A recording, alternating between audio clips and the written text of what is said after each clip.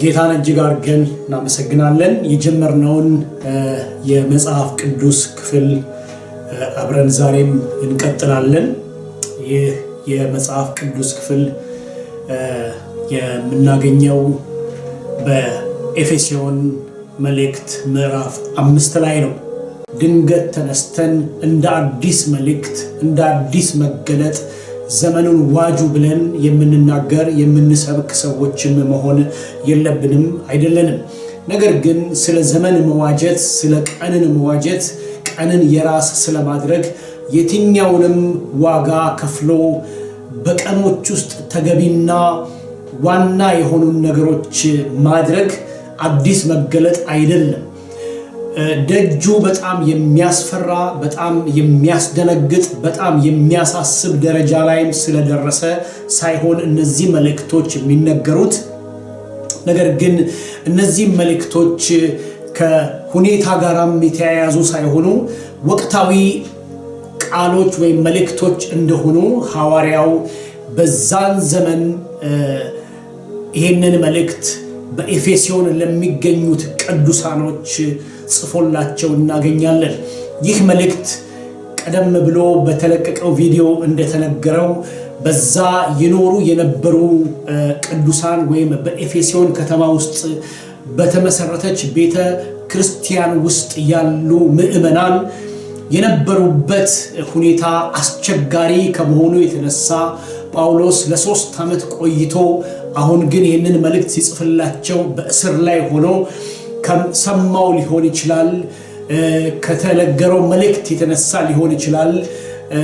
ይህንን መልእክት ወደነሱ ይህንን ደብዳቤ ወደነሱ ሲጽፍላቸው እናገኛለን። ይህ መልእክት ቀጥተኛ መልእክቱ በኤፌሶን ለተቀመጡ ቅዱሳን በኤፌሶን ለተቀመጡ ምዕመናን ቢሆንም ተዘዋዋሪ ወይም ደግሞ በየቦታው የሚነበብ መልእክት ነው። ይሄው ዛሬም እኛም እናነበዋለን። ክብር ለኢየሱስ ይሁን። በዚህ ክፍል ላይ ጳውሎስ ዋና አድርጎ ትኩረትን እየሳበ የሚጽፍላቸው በከተማቸው ውስጥ ባሉበት ቦታ ባሉበት ሁኔታ ካሉበትም ካልቸር ከአካባቢውም ተነስቶ የጻፈ እስከሚመስል ድረስ መልእክቱ እንደዚህ ይቀመጣል። መልእክቱ እንደዚህ ይታያል። ቀኖቹን ብሎ ስለ ቀኖች ነው የሚያስታውሳቸው። ማሳሰቢያ ነው፣ ደግሞም ማስጠንቀቂያ ነው፣ ደግሞም የማንቂያ ደውል ነው። ምክንያቱም ከተማውን በደንብ ያውቀዋል። ቤተ ክርስቲያን በሱ ነው የተመሰረተችው። እነ ጢሞቴዎስ አሳድገውታል። ለዚህ ቤተ ክርስቲያን ጥንካሬ ጢሞቴዎስ በዛ ቦታ ነበረ። የጌታ ደቀ መዝሙር የነበረው ዮሐንስ በዛ ስፍራ ወይም በዛ ቤተ ክርስቲያን ውስጥ ነበሩ። ነገር ግን አሁን በጣም አሳሳቢ የሆነ ነገር አለ። እንዳይዘነጉት የመጠራታቸው ምስጢርና የሩጫቸው ፍጻሜ ምን እንደሆነ እንዳይዘነጉ እንዲያስተውሉ እንዲያስቡበት እንዲነቁም ጭምር የተጻፈ መልእክት ነው። በዚሁ በኤፌሶን ምዕራፍ 5 ቁጥር 16 ከ14 ጀምሮ እስከ 18 ወረድ ብለን ስናነብ የምናገኘው የማንቂያ ደውል ነው። አሁንም ደግሞ ላለንበት ጊዜ መልእክቱ እውነተኛ፣ ትክክለኛ ደግሞም ወቅታዊ ነው። ይህንን የምናነብበት ምክንያት ደጁ አስቸጋሪ ነገር ስለሆነ ሳይሆን የመጠራት አካል ነው።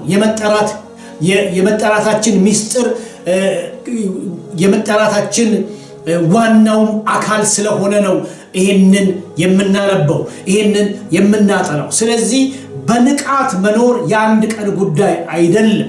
በንቃት መኖር አስተውሎ መኖር የአንድ ቀን የ20 የ30 ደቂቃ የ1 ሰዓትና የ2 ሰዓት ስብከት አይደለም።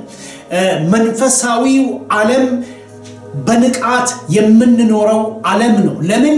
መንፈሳዊው ዓለም ላይ የሚወረወሩ ፍላጻዎች ፋታ የላቸው፣ ጊዜ አይሰጡም፣ ቦታ አይመርጡም፣ ሰዓት አይመርጡም።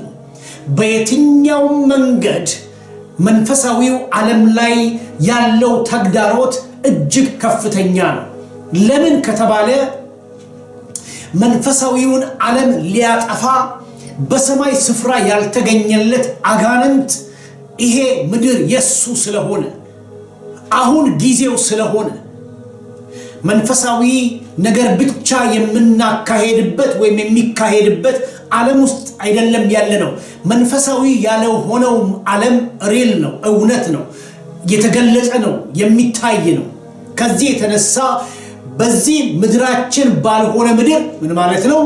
ጊዜያዊ በሆንበት ምድር ላይ የሰማያዊ ጥሪ ተካፋዮችና የሰማያዊ አገር ዜጎች ከመሆናችንም የተነሳ ይሄንን መልእክት አገራችን ባልሆነ አገር ላይ ምድር ላይ በመኖር ግን በመንፈሳዊ ዓለም ውስጥ እንድንገባ ተጠርተንም በዚህ መንፈሳዊ ዓለም ውስጥ እንድንቆይ ከመደረጋችን የተነሳ ተግዳሮቱ በጣም ከፍተኛ ነው። ማስተዋል የሚጠይቅ ነው።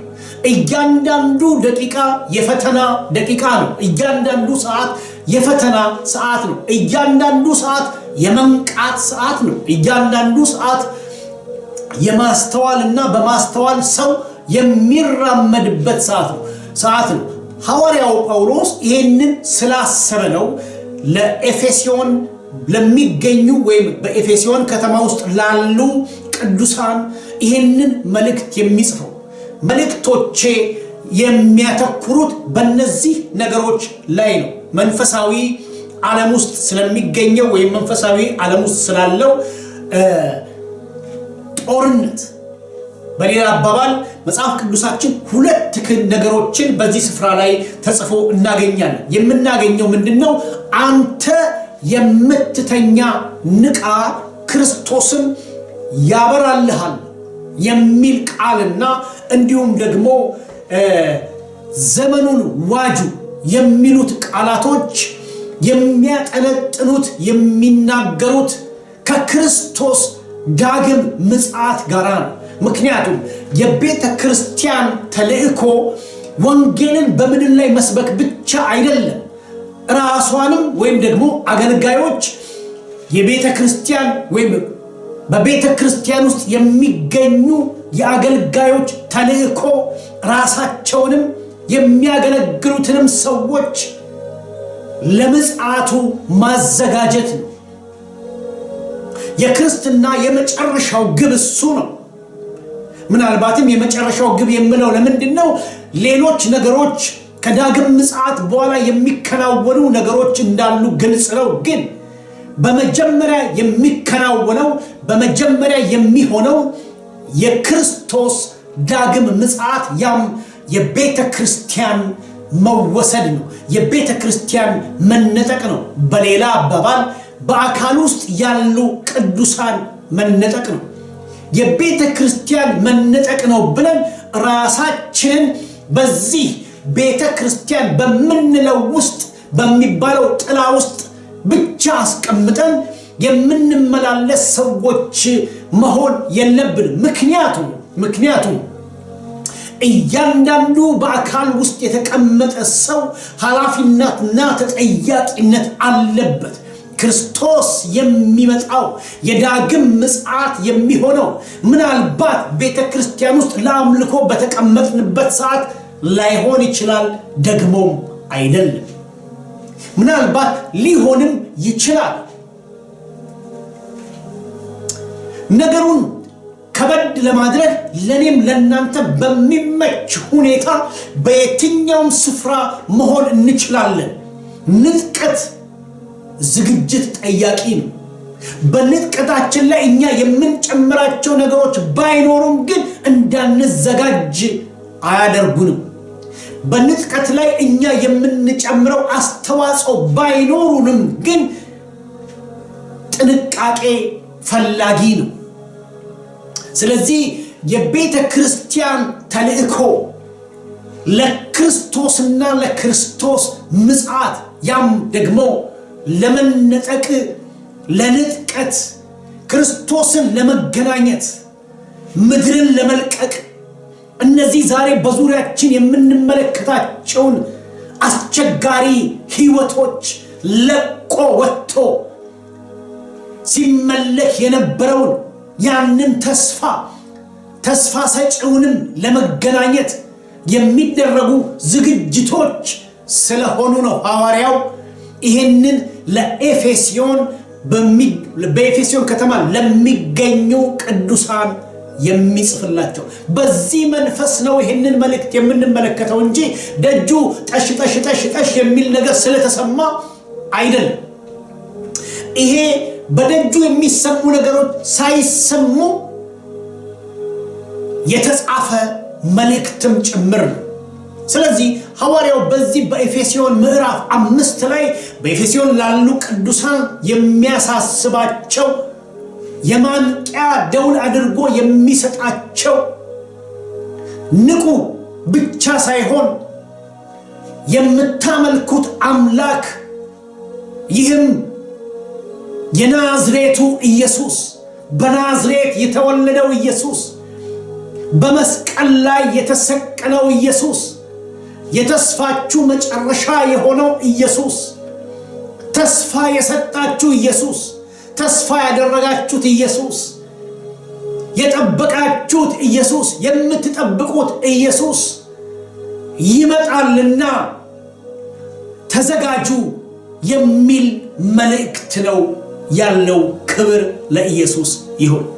ጌታን እናመሰግናለን። ስለዚህ ሐዋርያው በሁለት መልእክቶች ላይ ተመርኩዞ የጻፋቸውን ነገሮች እንመለከታለን። ይህም በኤፌሶን ምዕራፍ 5 ቁጥር 14 እና በኤፌሶን ምዕራፍ 5 ቁጥር 16 17 18 ድረስ ያለውን በሁለቱ መልእክቶች መካከል ከክርስቶስ ምጽአት ጋር በማገናኘት ነው ይሄንን የሚነግራቸው። ትኩረታቸውን የሚስበው በከተማቸው ውስጥ ያለው ነገር እንዳይሆን፣ ትኩረታቸው ከተማ ውስጥ በሚሆነው ነገር እንዳይወሰድ፣ ገበያ በመውጣት ጊዜያቸውን እንዳያሳልፉ፣ ከተማ ውስጥ የቱሪስት ብዛቶች ስላሉ በዚህ በቱሪስት ብዛት የተጨናነቀውን ወሬ የሰፈነበትን አዲስ ነገር የሰፈነበትን ምናልባትም ብዙ ምትሃት ብዙ ጥንቆላ ብዙ አምልኮ ያለበት ቦታ ስለሆነ በየቀኑ አዳዲስ ነገር ስለሚከሰት እይታዎቻቸውን የሚሰርቅ ነገር እንዳይኖር እይታዎቻቸው መንፈሳዊና መንፈሳዊ የሆነ ነገር ላይ እንዲሆን ሐዋርያው ጳውሎስ ማሳሰቢያ ነው የሚሰጣቸው። ዛሬም እንደዚሁ ነው። እይታን የወሰዱ ነገሮች አሉ። እነዚህ በአየር ላይ ተበትነው ቀደም ብዬም እንደተናገርኩት በሶሻል ሚዲያ የተለቀቁት በቀን ላይ ነው፣ የተለቀቁት በሰዓታቶች ላይ ነው፣ የተለቀቁት በቀናቶች ላይ ነው፣ በደቂቃዎች ላይ ነው፣ በዘመናት ላይ ነው። ሰው ሊጠቀማቸው ለመልካም ተግባር ሊያውላቸው ባሉ ነገሮች ላይ ነው የተለቀቀው። ስለዚህ ነቅተን በሚቀጥለው ቀን ስንገባ እነዚህ ቀናቶች ላይ ከኛ ቀድመው ተለቀው በአየር ላይ ያሉ የጊዜ ሌቦች አሉ። እይታን የሚስቡ ሰውን ለሚገባ ነገር ሳይሆን ለማይገባ ነገር ቀኖችን እንዲያውሉ ደቂቃዎችን እንዲያውሉ የሚያደርግ በስራ ቦታ በመንገድ ላይ ከሰው ጋር ለብቻ በየትኛው መልኩ ቀኖች ተጣበው ይገኛሉ። ከምን የተነሳ? ሶሻል ሚዲያው ከሚያቀርበው አቅርቦት የተነሳ። በኤፌሶን ከተማም እንደዚሁ ነው። አጋንንቶች ብቻ ሳይሆኑ ሰዎችም ያደራጇቸው ነገሮች ነበሩ። እይታን የሚሰርቁ ነገሮች ነበሩ። ሐዋርያው ይህንን ያውቀዋል። እንዴት እንደገባ ያውቀዋል። በኤፌሶን ከተማ እንዴት ይህንን በኤፌሶን ከተማ የሚገኘውን ቤተ ክርስቲያን እንደመሰረተ ያውቀዋል። በዚህ ከተማ አጋንንቶች በአካል ሰልጥነው በአካል ገዝተው የሚንቀሳቀሱበት ከተማ ነው። የሐዋርያት ሥራ ምዕራፍ 19 ሐዋርያው እዛ ቤተ ክርስቲያንን ከመሰረተ በኋላ እነ ጳውሎስ በኢየሱስ ስም አጋንንት እያወጡ የአጋንንትን ሥራ እያፈረሱ የእግዚአብሔርን ልጅ የክርስቶስን ስም እየጠሩ ብዙዎችን ነፃ እያወጡ ለእግዚአብሔር በሚማርኩበት ጊዜ የአንድ የአይሁዳዊ ካህን ያም ደግሞ አስቄዋ የሚባል የሱ ልጆች ወደ 7 ልጆች አሉትና ይመለከቱ እንደነበረ ከዛ ከተማ ውስጥ ሰፈር ያስቸገሩ አካባቢ ያስቸገሩ መውጣት መግባትን ያጨናነቁ አጋንንት የተጫነባቸው አጋንንት ያለባቸው ሰይጣን ያለባቸው በዚህ በሰይጣን አሰራር ተይዘው በጥንቆላ ተይዘው በሟርት ተይዘው በተለያየ የሰይጣን አሰራር ተይዘው የሚውሉ ሰዎች ወዳሉበት ቦታ እንደሄዱ መጽሐፍ ቅዱሱ ያበስረናል ይነግረናል። ቀላል አይደለም። ስለዚህ ሲያዩ እነ ጳውሎስ ጌታን ከመቀበል ይልቅ ወደ ጌታ ከመጨመር ይልቅ ከጌታ ጋር ከመሆን ይልቅ ከስሙ ጋር ከመተዋወቅ ይልቅ ስሙን ይዘው ባወጡባቸው ሰዎች ስም ከሰይጣን ጋር ግብ ለማድረግ እንደሄዱ ለማውጣት እንደሞከሩ ሌሎች ነፃ ሲወጡ ስላዩ እነሱም ስሙን ስለጠሩ ብቻ የኢየሱስን ስም ስለጠሩ ብቻ የሚከናወንላቸው የሚሆንላቸው ስለመሰላቸው ባዩአቸው ሰፈር በሚያውቋቸው ተይዘዋል በሚሏቸው ሰዎች ላይ ሁሉ በፊታቸው ቆመው ጳውሎስ በሰበከው በኢየሱስ ስም ውጣ ብለው ሲሉ አጋንንት ሰብስቦ ቤት ውስጥ አስገብቷቸው ረገጣቸው፣ ተነሳባቸው፣ ወጣባቸው ይላል። ለብሰው ነው እነዚህ ሰዎች የመጡት። ልብስ ለብሰው ነው የቆሙት በዚህ አጋንንት በተያዙ ሰዎች ፊት። አጋንንቱ ገብቶ ከረገጣቸው በኋላ ከደበደባቸው በኋላ ቁስል በቁስል ካደረጋቸው በኋላ ለብሰው የመጡትን ሰዎች ራቁታቸውን ሰደደ ብሎ መጽሐፍ ቅዱስ ያስተምረናል። ሰውን ልብሱን አውልቆ እስከሚሄድ መደብደብ እስከሚችል ድረስ አጋንንት የሰፈረበት ከተማ ነበር የኤፌሶን ከተማ። አጋንንቶች ሰዎችን የሚደበድቡበት ተባብረው ሰዎችን የሚቀጠቅጡበት ከተማ ነበር። የካህን ልጅ ናቸው ብሎ አልፈራም። ማንም መሆን ይችላል ሰው ከክርስቶስ ጋር ካልሆነ የአጋንንት ነው። ስለዚህ ደበደባቸው። በሌላ አባባል ክርስቶስንስ አውቀዋለሁ፣ ጳውሎስንስ አውቀዋለሁ። ጥያቄው እናንተ እነማን ናችሁ? ማንም አይደለም፣ ምንም አይደለም። ስለዚህ ጉልበቱን አሳያቸው። ምንድነው መልእክት? ከተማው ሰው የሚደበድቡ አጋንንቶች የበዙበት ስፍራ ነው። ልብስ የሚያወልቁ እርቃኑን እግዚአብሔር እንደፈጠረው ደብድበው የሚያባርሩ አጋንንቶች የሰለጠኑበት ከተማ ነው። ጳውሎስ እንዴት አድርጎ ይሄንን ቤተክርስቲያን እንደመሰረተ ያውቃል። ስለዚህ ምን ይላቸዋል? አንተ የምትተኛ ሆይ ንቃ፣ ከሙታንም ተነሳ፣ ክርስቶስም ያበራልሃል። ቀኖቹ ክፉዎች ናቸውና ዘመኑን ዋጁ። ስለዚህ የቤተ መቅደስ ካህኑ የነበረ የአስቄዋ ልጆችን ቀጥቅጦ ራቁታቸውን ራቁት የሚያስቀር መንፈስ ነው ከተማው ላይ ሰልጥኖ የነበረው። ዛሬም እንደዚሁ ነው። የቀን ሌቦች ውስጣዊ ማንነትን የሚያራቁቱ እይታን የሚስቡ ነገሮች ተጭረው ተለቀው ስላሉ ሰው ለብሶ ሊሄድ ይችላል፣ ላያስወልቀው ይችላል። አጋንንት በጣም አጋንንት ያለበት ሰው ላያገኘው ይችላል። ግን በአየሩ ላይ ከተለቀቀው ከጊዜ ሌባ ጋር በቀላሉ ስለሚገናኝ ውስጣዊ ራቁትነት፣ ውስጣዊ ባዶነት መንፈሳዊ ናችሁ ብሎ አይፈራችሁም። ቤተ ክርስቲያን ትሄዳላችሁ አትሄዱም ብሎ አይፈራችሁም። ጥያቄው ጳውሎስን አውቀዋለሁ ኢየሱስንም አውቀዋለሁ እናንተ እነማን ናችሁ የሚል ጥያቄ ነው። የማንነት ጥያቄ ነው። እግዚአብሔርን ከማወቅና ካለማወቅ ጋር ያለ ጥያቄ ነው። ቸርች ትሄዳለህ አይፈራህም፣ ትጸልያለህ አይፈራህም። የሚጸልዩ ሰዎች ጋር አጋንንቶች አይመጡም ወይ? ይመጣሉ። የሚያነቡ ሰዎች ጋር አይመጡም ወይ? ይመጣሉ። የሚጾሙ ሰዎች ጋር አይመጡም ወይ? ይመጣሉ እንጂ ምክንያቱም የምንገኘው መንፈሳዊው ዓለም ውስጥ ግን በዚህ ዓለም ላይ እየኖርን በመንፈሳዊ ዓለም ውስጥ ነው የምንገኘው እንጂ መንፈሳዊ አካል ለብሰን ወደኛ እንዳይደርሱ የተከለከሉ አጋንንቶች ባሉበት ቦታ አገር ስፍራ አይደለም የምንኖረው።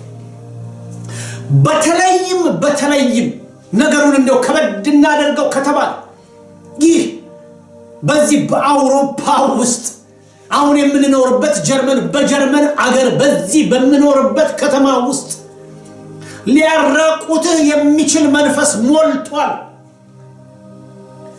የምትራቆትበት መንገድ ሞልቷል።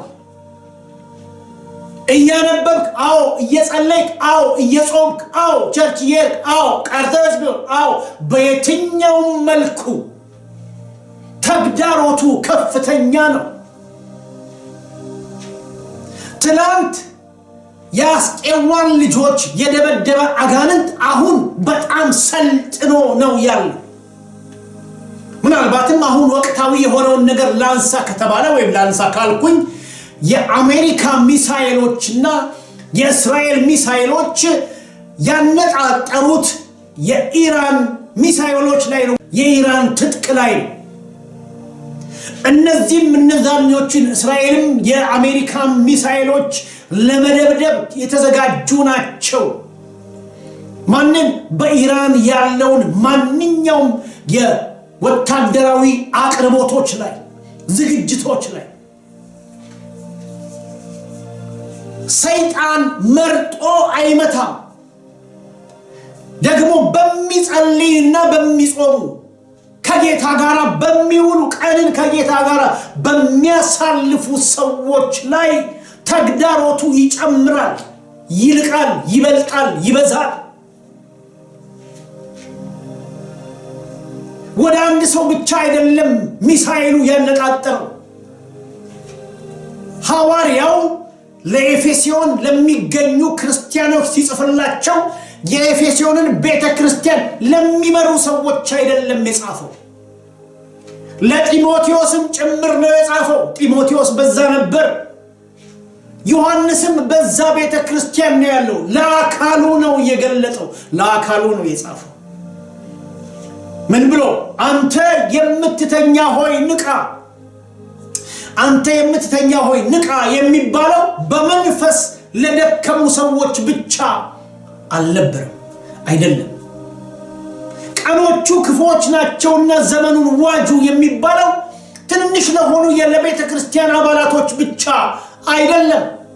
አንዳንድ ጊዜ መልካም ያልሆኑ ንግግሮች ሲነገሩ በታች ላሉት ብቻ ይሰጣል። ለምዕመናን ተመለሱ ነው። ይህ አንተ የምትተኛ ንቃ ክርስቶስም ያበራልሃል የሚለው ቃልና ዘመኑን ዋጁ ቀኖቹ ክፉዎች ናቸውና ዘመኑን ዋጁ የሚለው ቃል በመንፈስ ደክሞ ላለ፣ በስጋ ደክሞ ላለ፣ እንዲሁም ደግሞ በርትተውም ላሉት። ምክንያቱ ምንድን? ሐዋርያው ጳውሎስ የደረሰበትን መንፈሳዊ ከፍታ እንዳልደረሰበት ከቆጠረ መንቃት እሱም ያስፈልገዋል። እንደሚያስፈልገውም ስለሚያም አልደረስኩበትም ብሎ ስላለ የደረሰበት ነገር ሊደርስበት ካለው ነገር እንዳያዘገየው መንቃት የሚባለው ነገር ቀኖቹን ክፉዎች ናቸውና ዘመኑን ዋጁ የሚለው ነገር እሱንም የሚመለከት በመንፈስ የበረቱትንም የሚመለከት በመንፈስ የደከሙትንም የሚመለከት ቃል እንጂ በታች ላሉት ምዕመናን ብቻ ተብሎ ለሚጠሩት አይደለም።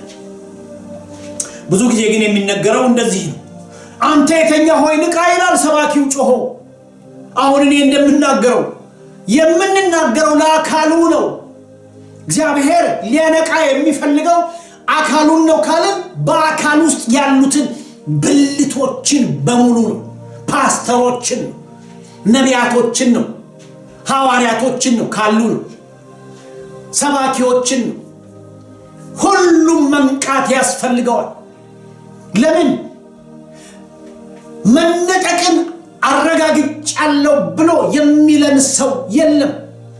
ለመነጠቅ ዝግጅት እንደሚያስፈልግ፣ ክርስቶስን ለማግኘት ዝግጅት እንደሚያስፈልግ መጽሐፍ ቅዱስ ለታላቁም ለታናሹም እኩል ነው የሚነግረው። በቀን ውስጥ ያለው 24 ሰዓት ለደከመውም ለበረታውም እኩል ነው። መንቃት የሚያስፈልገው ለሁሉም ነው። አንተ የምትተኛ ሆይ ንቃ፣ ክርስቶስም ያበራልሃል። ቀኖቹም ክፎች ናቸውና ዘመኑን ዋጁ። የጌታ ጸጋ ከሁላችሁም ጋር ይሁን።